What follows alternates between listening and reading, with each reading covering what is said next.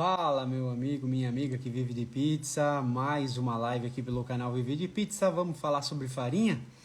Muito bem, vamos sim. Vamos chamar o nosso amigo Pilo Seta hoje para conversar com a gente. Ele que é uma pessoa que gira o Brasil em nome da Anitta Alimentos, da Farinha Anitta. E, bom, conteúdo é o que não falta para esse rapaz, para esse cara. E faz muito tempo que eu não converso com ele, quero muito conversar.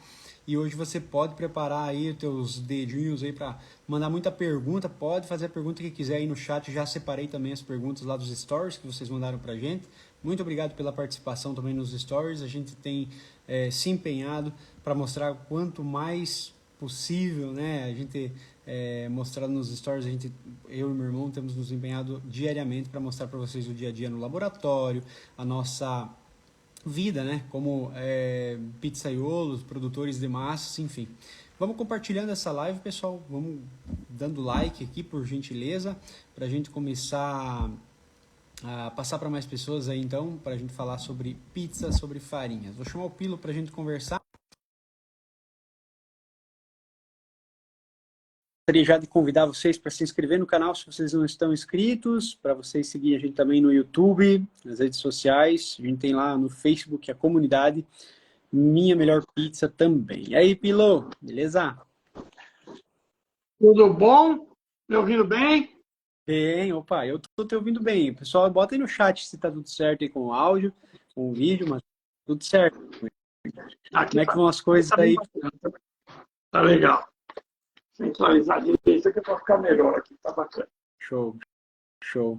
Tava na correria, então, chegou correndo. Tô voltando agora de viagem, né? Tudo bem.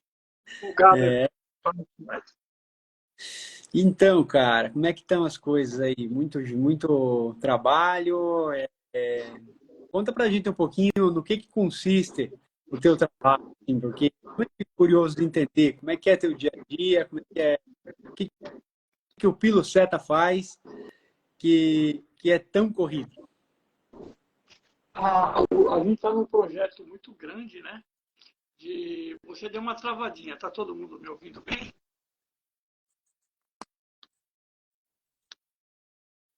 Sim, tá um pouquinho ruim a conexão, mas Deixa eu eu mudar aqui para ver se melhora. ainda estou te ouvindo bem. Coloquei no iPad. Então vamos lá. Na Nitro, eu entrei como representante, né? Que eu sempre fui vendedor de farinha de trigo. Comecei a fazer algumas consultorias com eles. Daí, com o passar do tempo, eles viram que a gente estava fazendo um trabalho bacana, né? A gente estava se somando nesse processo. Daí, eles me convidaram para ser coordenador do centro técnico. Esse centro técnico da Anitta, qual foi a proposta de se montar esse centro técnico? A cultura aqui no Brasil, desses moinhos, é de a gente sempre ter nos moinhos, né, um centro técnico que a gente chama mais de reativo. Quando as pessoas têm algum problema de performance na farinha, não conseguem ajustar o produto que chegou lá no cliente com o processo deles, eles solicitam uma visita técnica para a gente ir até o local e fazer uma correção. Então, o foco do moinho sempre foi esse, né? Mostrar que a farinha que ele produz está de acordo, né, com as especificações técnicas que ela é vendida. E quando a gente não consegue, a gente faz uma troca, vê o que pode ser feito. Agora, a nossa proposta hoje é um pouquinho além disso. É ser um centro técnico ativo, né? Ativo o que é? Levar soluções para os clientes, levar novas opções de produtos, treinar não só o técnico, mas a própria pessoa de atendimento, ajudar em todo o contexto de processo. Saber utilizar bem os equipamentos, né? Porque muitas vezes a gente chega numa padaria e tem um equipamento super bacana, mas o cara não usa 20% da capacidade daquele equipamento. Para dar produtividade, o cara não sabe o que fazer com aquilo. Então, tá lá, compra uma Ferrari e usa ela como se fosse um carro normal, entendeu? Então, a nossa função hoje é tentar ajudar em todas as, vou falar ele como parte, né, as dores do cliente. Claro. Não simplesmente ir lá, vender a farinha, falar que a minha farinha é boa, padrão, tem qualidade. Mas tentar ir um pouquinho além disso. E assim, uma das coisas assim que você mais encontra na dificuldade do pizzaiolo, o que é assim? Tipo, o que é o mais comum da pessoa não se encontrar na hora que utiliza uma farinha, da Anitta, no caso? Hoje, o mais legal da pizzaria é isso, né? A gente, como farinha de trigo, atende tanta indústria, né? Supermercados que tem produção própria, mesmo na gôndola com as farinhas de quilo. E a pizza vem sendo hoje, né, um lado não só as pizzarias que são, né, focadas nisso, pizzaria, puramente pizzaria, mas nas padarias que vêm usando a pizza como um processo. Os pizzaiolos, o que acontece? A gente tem aquele pizzaiolo mais refinado, né, focado, onde a gente tem atuado muito também hoje, em levar solução, e tem aquele pizzaiolo que fez 2 cursos, quer montar uma pizzaria porque saiu do emprego, está com uma verba disponível para fazer algum evento, mas não tem ainda conhecimento de mercado, nunca trabalhou numa pizzaria, o cara é mais um gestor do que um profissional. Então, a gente tenta ajudar em todos esses lados. Né? A gente chega numa pizzaria que já vem estruturada, a gente tenta levar um pouquinho de gestão para o cara, explicar um pouquinho sobre novas técnicas, que eu aprendo muito com você aí também, com o pessoal. Aqui no Brasil, a gente tem o pessoal do Com Pizza, tem o Frederico Tomé, tem infinidade de pessoas hoje aí fazendo um trabalho muito bacana. O próprio pessoal, a gente é uma farinha nacional, mas o próprio pessoal das farinhas italianas que vieram para o Brasil trouxeram muito conhecimento na bagagem. Quando a gente viaja para muitos países, a gente vai pegando isso e tentando fomentar essa diversidade de produtos. Né? A pizza no Brasil era muito focada na nossa pizza, que a gente chama de paulistana, uma pizza com muita cobertura, né? Uma massa direta, rápida, e hoje, graças a Deus, o pessoal está aprendendo a fazer a massa com uma capacidade melhor de hidratação, uma fermentação melhor, que vai trazer um pouco mais de sabor, digestibilidade para a massa, né? Trazer um pouco mais de saudabilidade para aquela massa que era um índice glicêmico muito alto. E, assim, o que a gente tem, assim, oportunidades muito grandes, né?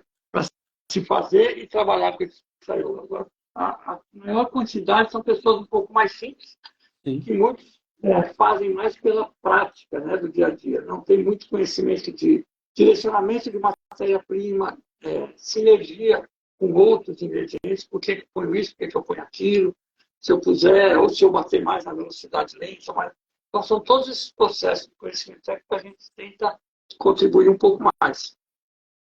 Interessante, cara, porque eu fico pensando assim, né? Às vezes você acha que no Brasil o único tipo de pizza que o brasileiro gosta é aquela pizza com muito recheio, é aquela pizza família, gigante. Mas então, você que está girando o Brasil, nota também essa mudança que vem, assim, porque todo mundo comenta, todo mundo que eu converso da pizza, eles falam, né? Ó, tá mudando, tá começando um movimento de pizza uma boa, tem uma pizza no estilo italiano, gestão, no processo e tal. Então você viaja o Brasil, você vê que as pessoas têm esse interesse na mudança. Muito, muito, tá muito bacana. Porque, assim, as empresas, né, elas estão crescendo, como que a gente pode dizer, de uma forma mais informal, em terra de cego, quem tem um olho é rei, né? Então, as pessoas vão fazendo aquele produto, tá com a casa cheia, mas vai alguém ali, monta alguma coisinha simples do lado, muitas vezes, e essa coisinha simples é feita com muito carinho, muito bem feito, e o cara acaba atraindo essas pessoas pelo paladar real, pelo sabor. Então, é isso que eu acho que uma grande tendência hoje no mercado, é a gente trabalhar com produto fresco, saudabilidade, né? E uma memória gustativa muito forte, né? Sim. O pessoal fala em inglês, né? Comfort food, né? Aquela coisa de você deixar o seu cliente se sentindo em casa, comer uma comida da vovó, ou uma memória, aquela coisa da memória emotiva, né? Uhum. Lembrar com a mordida no pão ou numa pizza que você conseguiu resgatar aquele sabor. Então, eu acho que isso está voltando muito. Produtos, muitas vezes, simples, né, de massa, mas muito bem mais trabalhado. Mesma coisa com a pizza, é o que eu falo no pão, né? Eu brinco com aquela frase, não só eu que falo, não é minha frase, né? Mas eu divulgo ela com muito carinho, que é que o futuro da panificação está no passado, né? Então, o futuro de quase todos os alimentos, né? A gente conseguir resgatar o verdadeiro sabor do alimento. Sem dúvida. Isso que atrai muitas pessoas para os estabelecimentos. Uma coisa interessante, cara, que eu tive conversando essa semana com um grande empresário brasileiro aí do ramo de panificação e na parte de laboratório de produção de produtos ultracongelados, né? E ele me deu uma visão meio que diferente, uma perspectiva diferente dessa mudança da pizza, sabe? Ele colocou de uma forma, no mínimo, interessante. E eu gostaria de saber a tua opinião sobre isso. Ele falou assim, que a mussarela, no Brasil, a mussarela triplicou, quadruplicou o preço dela. É um absurdo quanto encareceu o queijo no Brasil. E eu não sei agora se é uma questão dele ali, do própria região, mas enfim, pessoal, botem no chat aqui se vocês viram também esses aumentos. Aí, ele disse assim, hoje o método italiano não é só uma questão de qualidade e de você dar um produto com leveza, dar um produto, mas é você dar um produto com CMV muito mais baixo. Mas lógico que é pouca cobertura, que é o mais caro, né? Claro, bicho, ó, para pensar, você vai estar fazendo uma pizza e você vai entregar, em vez de você, lógico, você vai ter mais trabalho manual, isso sim, porque você vai fazer 4 pizzas para 4 pessoas, em vez de fazer uma e os 4 a pessoa comer. Mas, enquanto o recheio que você coloca nessas 4 pizzas não chega a a quantidade de recheio que você colocaria numa paulistana para 4 pessoas, porque era muito recheio mesmo que era colocado. Concorda nisso? Sim, concordo, porque você faz uma pizza paulistana, tem gente que coloca até 400 gramas de mussarela. Olha só, cara. Entende? Que é uma ficha técnica, uma pizza paulistana de 300 a 400 gramas de mussarela. Então, você pode fazer uma pizza com presunto cru, uma feta, né? Uma mussarela de búfala, uma stracciatella, que é cara, mas você coloca, a pessoa vai valorizar muito mais esse produto, porque ela tem a experiência do sabor, tomando com pãozinho, né? Então, a gente tem que, o que eu sempre falo, né? A gente fala bem de um produto, mas nunca em detrimento de um outro, né? Nunca falando mal de outro. A gente tem lá a pizza nossa paulistana, que carrega uma economia dos pais, de pessoas que estão empregadas fazendo essa pizza. E aqui a gente brinca, né, que a rapaziada do bairro também quer um produto que mate a fome, né? Que a pessoa gosta da cobertura bem pesada, né? Que dê substância, né? Que a pessoa fala. Mas então, isso é um caminho que a gente fala que deve ser toda mudança, né? A pessoa não deve ser abrupta, ela deve ser uma mudança incremental, aos poucos. Então, você coloca aquela pizza na própria pizzaria, já fiz isso em algumas partes, porque eu falo, continua trabalhando com a sua pizza, mas coloca essa outra pizza como uma opção. Só que deixe seu atendente treinado para explicar diferente. Não é que uma pizza baratona, essa pizza, o conceito dela é diferente. Você vai ter uma sociedade diferente, aprender a entender o sabor, né, a comer mais a borda. Essas pizzas é muito engraçado. Chega na pizzaria, as pizzas, todo mundo comeu o miolinho e a borda, a maior parte das pessoas deixa para fora. A borda pesada, se você comer uma borda daquela inteira, você não consegue comer o restante da pizza, né? Principalmente a mulherada, ela não come a borda porque uma pizza feita em 4, 5, 6 horas tem um peso muito alto, né? Ela vai acabar de fermentar no seu estômago, né? Você fica como esfirra, às vezes mal feito, você fica conversando com ela o resto da semana, né? Então, o que a gente tem que explicar, né? Falou, começa aqui, é mais baratinho, talvez, o mesmo preço, mas presta atenção no que ela faz quando você come, a sensação, o sabor das... Então, é muito engraçado como as pessoas vão aceitando e daí, devagarzinho, aquela pizza que vendia 2 a cada 10 dessa, vai vendendo 3 a cada 8, né? Mas, de repente, você vê o cara tá meio a meio, né? Ele criou para o cliente dele uma nova experiência de consumo. Diferente, né? Quando você já monta uma pizzaria conceitual. Eu quero montar uma pizzaria onde eu vou vender pizza napolitana, uma pizza impala, romana, vou fazer aquele, não sei como é que fala lá, italiano, mas que uma pizza romana levinha ou uma focaccia mais fina, mais leve, que você corta no meio e faz um lanche, né? E São eu sempre falo para as pessoas, oi? não digo, são tantas opções assim que você É, tem, né? várias. Na pizza também, como pão, hoje você viajando, você vê que tem várias e várias oportunidades. O que a gente tem que entender, o que é, que eu sempre falo assim, no pão e na pizza, a mesma coisa. Não existe erro no pizzaiolo, erro no processo. Quando você é um bom profissional, o erro muitas vezes torna uma criatividade, desde que você saiba errar igual sempre. Né? Por isso que assim, Olha, o monitoramento, a atenção à matéria-prima, pré-pesagem, né, mise en place, processo, tenta monitorar sempre o máximo possível. com Porque se certeza. você errou, eu vejo um produto que existe, mas como você põe para vender para não perder. Se o que veio, 2 clientes compraram e voltaram no outro dia para comprar, significa que não teve erro. Você criou um novo produto. Mas só que você tem que saber como você errou, para repetir o erro igualzinho. Mas você pode sim colocar um nome naquele pão, cria-se um padrão, e aquele pão você põe o pão do Zé Maria, pizza, Vostok, não sei, inventa qualquer coisa, né? Mas desde que você consiga explicar o porquê daquele processo, daquele produto, como que ficou. E quase todos os produtos vieram de algum erro, ou de fermentação, ou de hidratação, ou de manipulação. Mas que as pessoas, o francês principalmente, né? Ele é muito sistêmico, né? Até na forma de pegar o pão, de colocar o braço, de pôr. Então, ele consegue pegar essas diferenças. Você vê se você quer lançar um produto novo ou se você está achando que aquilo é um erro para você. Né? Então, eu sempre falo para as pessoas, você pode considerar que na planificação não existe certo e errado. Existe o gosto do seu cliente, o perfil do seu bairro. E se você colocou uma coisa para vender e está tendo retorno, tenha respeito ao cliente. Né? Conta a história daquilo. Como ela é feita, se tem mais ou menos gordura. Se você acabou esquecendo de colocar um produto que ficou bom, vai condicionando essa pessoa a isso. Show. Show.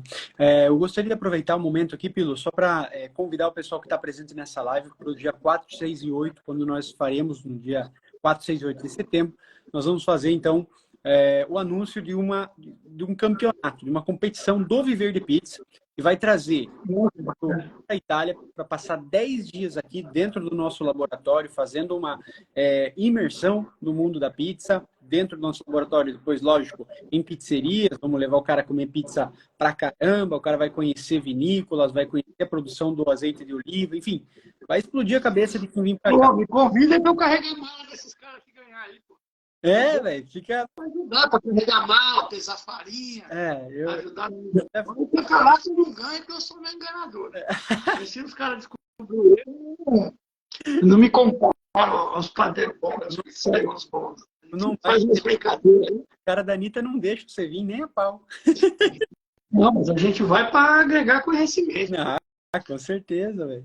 Não, mas assim, a gente pensou, né? O que a gente podia dar que realmente acrescentasse valor, mas uma coisa assim que fosse realmente forte. E daí a gente pensou, poxa, a gente podia fazer uma pessoa vir cá e viver aquilo que é um dia a dia do pizzaiolo aqui, mas não só aqui, é experimentar.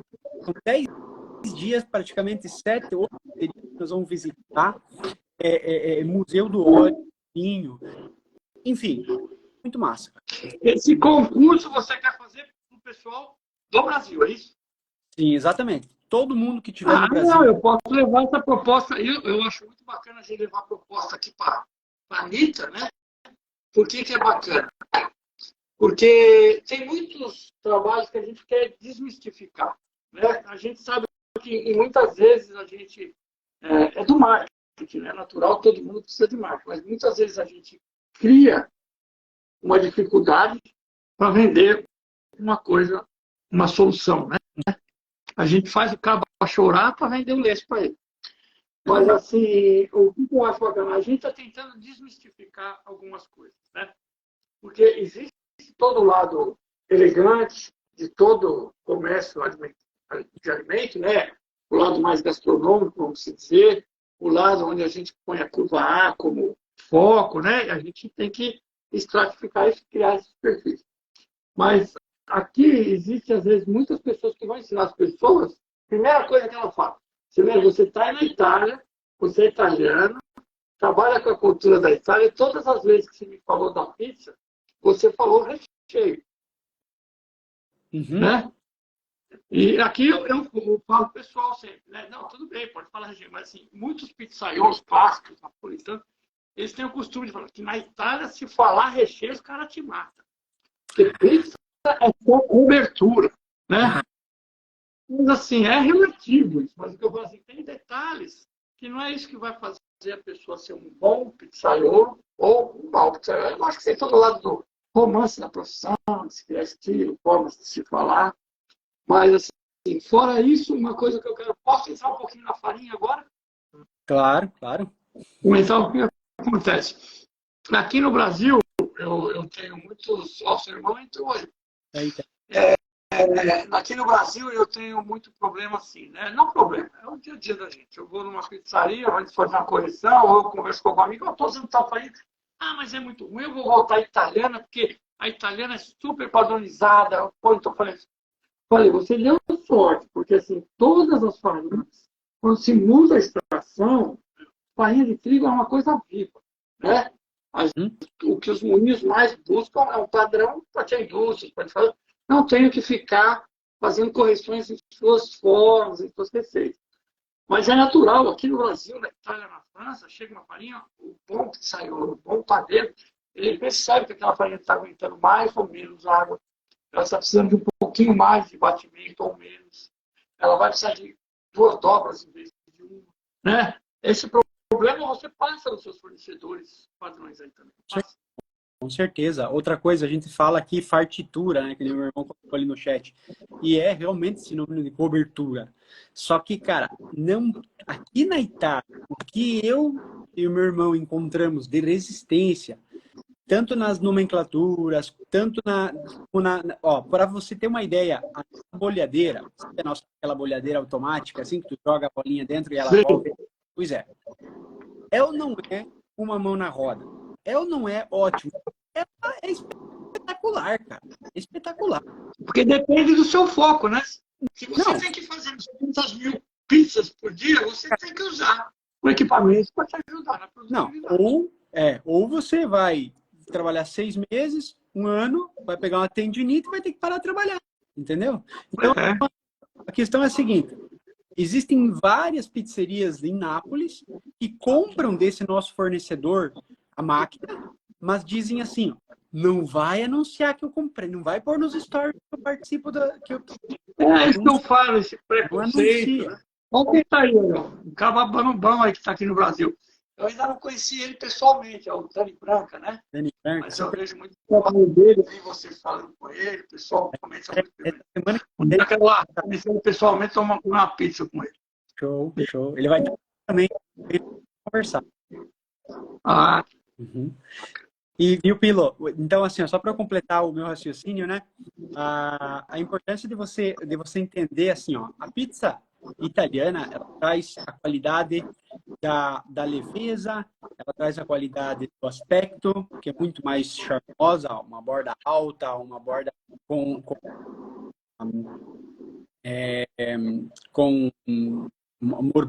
uma aeração maior, né?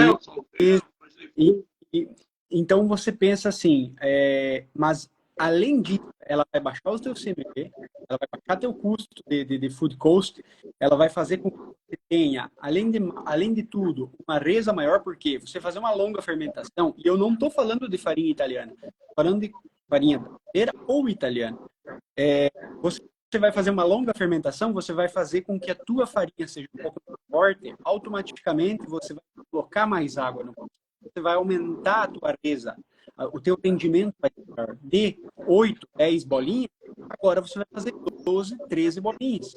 São pizzas a mais que você vai ganhar. Então, é toda uma série de benefícios que você tem, simplesmente por você... pontos negativos existem também. Então, você vai ter um controle da temperatura, você vai ter que ter um cuidado enorme na hora do batimento. Enfim, são prós e contras, mas tem mais prós do que contras, na minha opinião. E quanto à questão da farinha brasileira, Pilo, quanto à questão da farinha brasileira, eu e meu irmão, desde o início, já criamos uma tabela, um arquivo PDF, com as farinhas que a gente já tinha feito testes, que a gente já tinha botado para rodar, a gente já tinha feito várias consultorias no Brasil já, gratuitas, obviamente, porque a gente tinha que testar nosso método, e conforme ia funcionando, aquelas farinhas iam entrando para o ranking ali, a gente ia elencando aquelas farinhas que eram boas, entendeu? E a farinha Anitta, a 00 principalmente, foi uma das primeiras que entrou já, porque daí a gente se conheceu através do Pedro Pernambuco, e foram uma das primeiras que a gente testou. Veja só, nós aqui com o método italiano somos os maiores defensores do utilizo de uma farinha brasileira. Agora, nada contra quem quer usar italiana, usa italiana, é a mesma coisa que um carro. Não, quer comprar. a farinha é excelente, é boa, tem um bom padrão, Mas a gente está buscando. O que mais me chateava não era nem isso, o Laércio, que vende a Letinho, que eu acho um cara bacana, o pessoal da Bagatelle, farinha francesa, o Axel, toda a vida eu ajudei muito eles também me ajudaram. Mas o que eu falo é da gente mesmo, né? O complexo de vira-lata que a gente tem. Assim, com certeza. Né? Não quer tentar fazer um processo e entender que o resultado final pode ser muito parecido e você não precisar de uma matéria-prima, se não é o seu foco, 3 vezes mais caro.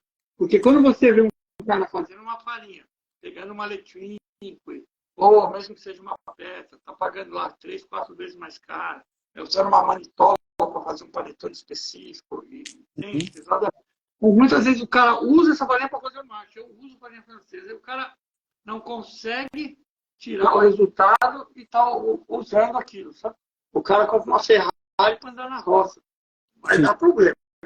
Verdade. O que eu sempre brigo assim é cada farinha tem o seu correto direcionamento. O que você tem é que tirar o melhor, entender o que é a relogia da farinha e usar de forma correta. Alguns moinhos aqui no Brasil, vamos falar de marca, não vou ficar falando só da lista, mas assim, o setor moageiro no Brasil, tem muitos que têm muita tecnologia, alguns até maiores que na Itália. Porque qual que é a dificuldade no Brasil? Quando você chega na Itália, você tem lá os pequenos moinhos, vários moinhos menores que os do Brasil. Né? Aqui no Brasil, a indústria de farinha é muito comoditizada. As margens são muito pequenas. Diferente da Europa, apesar de às vezes parecer que a farinha é mais barata, mas as margens são maiores. Né? O moinho europeu, né?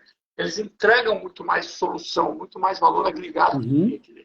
Isso a gente está começando, é a minha briga para a gente começar a fazer isso. Os moinhos serem empresas que entregam não só produto mais serviço, né? Agregam valor ao que está entregando para conseguir melhorar essa margem e poder cada vez mais diversificar o seu leque de produtos e direcionamento. Então, o nosso conceito maior aqui no Brasil é pão francês, as pizzas tradicionais. Então, não se saía muito. Hoje, os moinhos estão estudando, entendendo o direcionamento. E aqui no Brasil, a gente tem disponível para se comprar trigo argentino, um pouco de trigo uruguaio, paraguaio também. Tinha o nosso trigo nacional que vem melhorando muito. Tem trigos nacionais, principalmente os trigos irrigados do cerrado, estão com uma característica assim, muito boa qualidade. Então, os moinhos estão começando a pensar em que o blend pode trazer isso. Né? E agora, na Itália, você tem disponível trigo de várias classificações.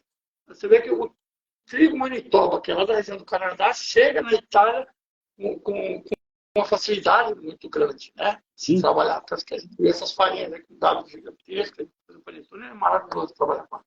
Mas conhecendo o processo, tem que ser um pouquinho mais de trabalho, mas a gente tira um produto muito similar. Para você ver assim, quando a gente faz a curva de produtividade no moinho, no Brasil, há alguns anos falava-se o quê? Que a máxima era o seguinte, o moinho só poderia atender com lucro num raio de 400 quilômetros. Olha!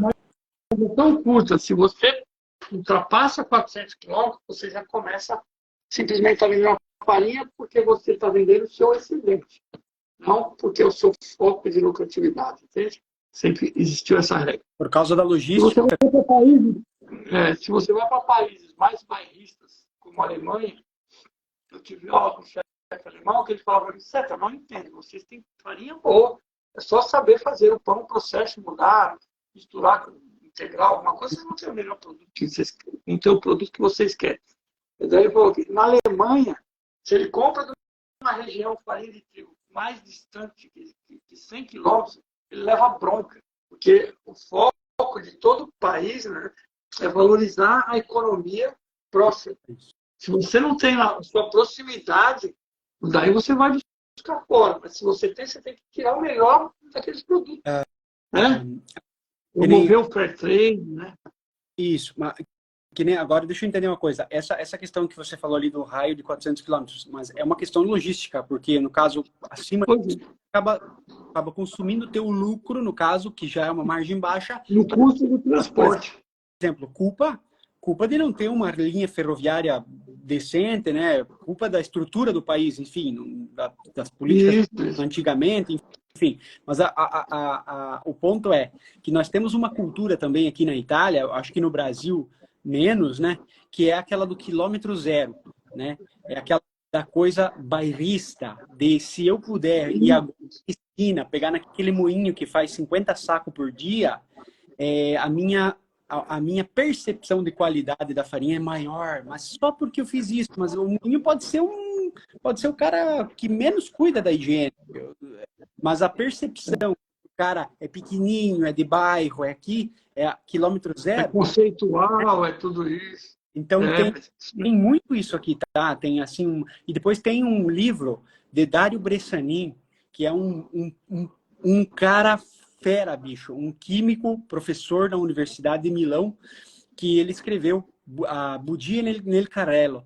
E é um livro assim, ó, que eu, sinceramente, não sei se tem tradução em português, mas seria um livro de traduzir e publicar no Brasil, porque é realmente muito esclarecedor. Ele fala do... Mas eu aceito presentes como livros assim. Cara, eu vou te mandar. Você manda umas farinhas daqui do Brasil, você manda uns livros. Agora eu vou ter que te mandar, cara, porque assim, ó, por que ele é esclarecedor? Porque ele vai do assunto do transgênico, tá?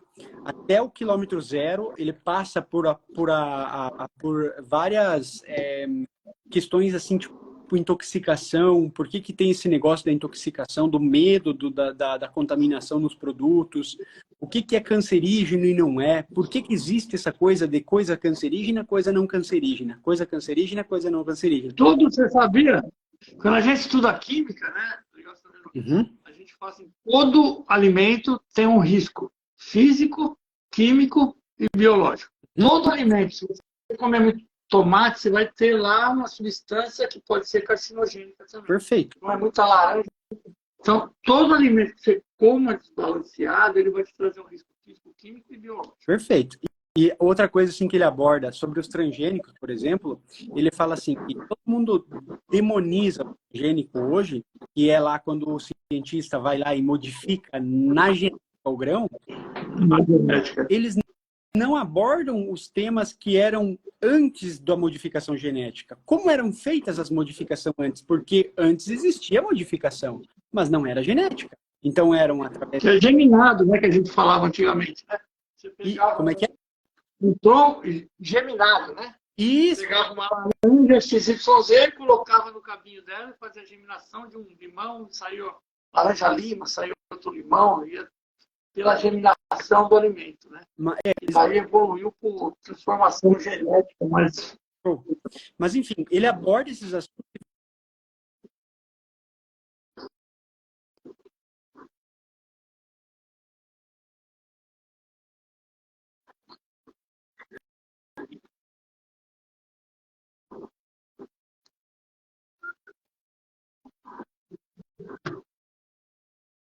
Será que é o seu que está cortando um pouco ou é o meu?